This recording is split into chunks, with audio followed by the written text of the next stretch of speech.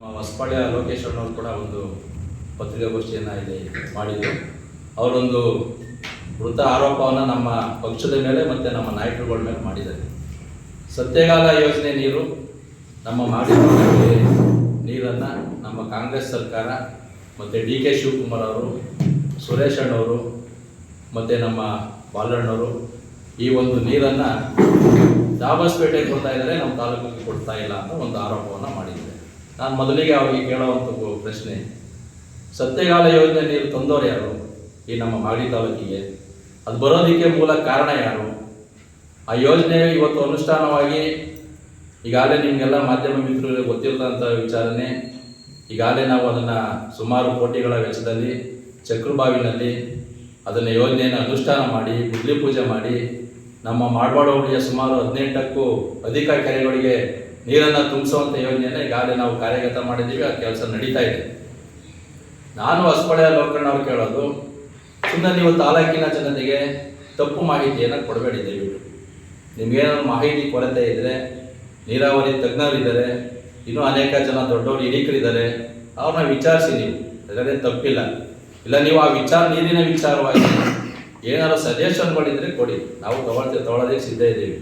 ಆಮೇಲೆ ಈ ತಾಲೂಕಿನ ಜನಪ್ರತಿನಿಧಿಗೆ ಹೇಳೋರಿಲ್ಲ ಕೇಳೋರಿಲ್ಲ ಅವ್ರ ಮಾತನ್ನು ಕೂಡ ಅವರು ಹೇಳಿದ್ದಾರೆ. ಇವತ್ತು ಅದೇ ಜನಪ್ರತಿನಿಧಿ ಹೇಳೋರು ಕೇಳೋರು ಇರೋದಕ್ಕೇ ಈ ಯೋಜನೆಯನ್ನು ಅನುಷ್ಠಾನ ಮಾಡಿರುವಂಥದ್ದು. ಹಿಂದೆ DK ಸುರೇಶ್ ಅವರು ಈ ಯೋಜನೆಯನ್ನು ತರಬೇಕಾದ್ರೆ ಅವತ್ತು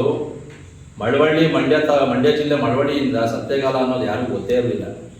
ಆ ಯೋಜನೆಯನ್ನು ಅನುಷ್ಠಾನ ಮಾಡಿ ನಮ್ಮ ತಾಲೂಕಿಗೆ ನೀರು ಬರೋವರೆಗೂ ಕೂಡ ಯಾರಿಗೂ ಈ ಯೋಜನೆ ಬಗ್ಗೆ ಅವರು ವಿಚಾರನೂ ಕೂಡ ತಿಳಿಸಿರಲಿಲ್ಲ. ಯಾಕೆ ವಿಚಾರ ತಿಳಿಸಿರಲಿಲ್ಲ ಅಂದರೆ, ಈಗ ನಾವು ಆಲೇ ಶ್ರೀರಂಗ ಏತ ನೀರಾವರಿ ಯೋಜನೆಯಲ್ಲಿ ನೋಡಿದ್ದೀವಿ.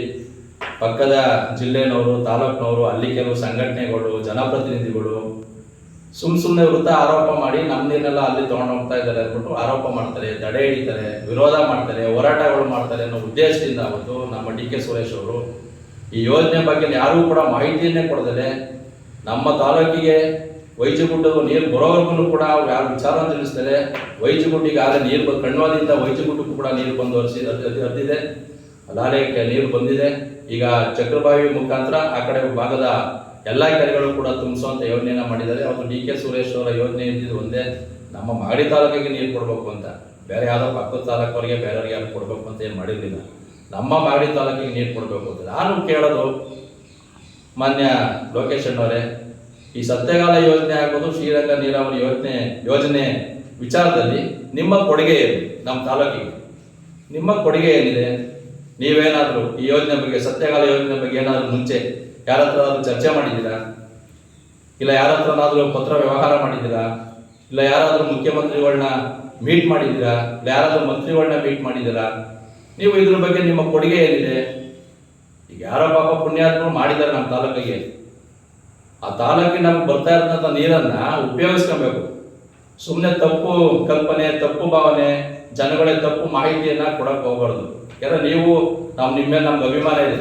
ಯಾಕಂದರೆ ನೀವು ಹೋರಾಟಗಾರರು, ಅನೇಕ ಹೋರಾಟ ಮಾಡಿದ್ದೀರಾ, ಅನೇಕ ರೈತರುಗಳ ಪರವಾಗಿ ಹೋರಾಟ ಮಾಡ್ತೀರಾ, ನಾವಿಲ್ಲ ಅಂತ ಹೇಳೋದಿಲ್ಲ. ಆದರೆ ಈ ವಿಚಾರದಲ್ಲಿ ದಯವಿಟ್ಟು ನಮ್ಮ ಸರ್ಕಾರದ ಮೇಲೆ ಆರೋಪ ಮಾಡದಿರೋಂಥದ್ದು ನಾನು ನಿಜವಾಗ್ಲೂ ಖಂಡಿಸ್ತಾ ಇದ್ದೀನಿ. ಯಾಕೆಂದರೆ ಈ ಯೋಜನೆ ತರಲಿಕ್ಕೆ ಮೂಲ ಕಾರಣ DK ಸುರೇಶ್ ಅವರು, ಶಿವಕುಮಾರ್ ಅವರು. ಅನಂತರ ಬಾಲಣ್ಣವರು ಈ ಬಾರಿ ಚುನಾವಣೆಯಲ್ಲಿ ಗೆದ್ದ ಮೇಲೆ ನಮ್ಮ ಮಾಡವಾಡ ಹೋಬಳಿಯ ಸುತ್ತಮುತ್ತ ಎಲ್ಲ ಕೆರೆಗಳು ತುಂಬಿಸ್ಬೇಕು ಅಂತ ಆ ಯೋಜನೆಯನ್ನು ಪ್ರತಿದಿನ ಪ್ರತಿ ಕ್ಷಣ ಹೋರಾಟವನ್ನು ಮಾಡಿ ನಮ್ಮ ಮಾಡವಾಡ ಹೋಬಳಿ ಎಲ್ಲ ಕೆರೆಗಳು ತುಂಬಿಸೋ ನಿಟ್ಟಿನಲ್ಲಿ ಇವತ್ತು ಸಭೆಗಳನ್ನ ಮಾಡಿ, ಎಲ್ಲ ಇಂಜಿನಿಯರ್ಗಳ ಸಭೆಗಳನ್ನು ಮಾಡಿ, ಯಾವ್ಯಾವ ರೀತಿಯಲ್ಲಿ ಎಷ್ಟೆಷ್ಟು ಅನುದಾನವನ್ನು ತರಬೇಕು ಅದಕ್ಕೆ ಯೋಜನೆಗೆ ಅದೆಲ್ಲನೂ ಕೂಡ ಒದಗಿಸಿ ಇವತ್ತು DK ಸುರೇಶ್ ಅವರು ಇವತ್ತು ನಮ್ಮ ಚುನಾವಣೆ ಸೋತಿರ್ಬೋದು, ಅವರು ಚುನಾವಣೆ ಸೋತಿರ್ಬೋದು, ಆದರೆ ಅವರೇನು ಮನೆಯಲ್ಲಿ ಸುಮ್ಮನೆ ಕೂತಿಲ್ಲ. ಬಾಲಣ್ಣವರು ಅವ್ರ ಜೊತೆ ಕೈ ಜೋಡಿಸಿ ಇವತ್ತು ಎಲ್ಲ ನೀರಿನ ವ್ಯವಸ್ಥೆಯನ್ನು ಮಾಡಿದ್ದಾರೆ.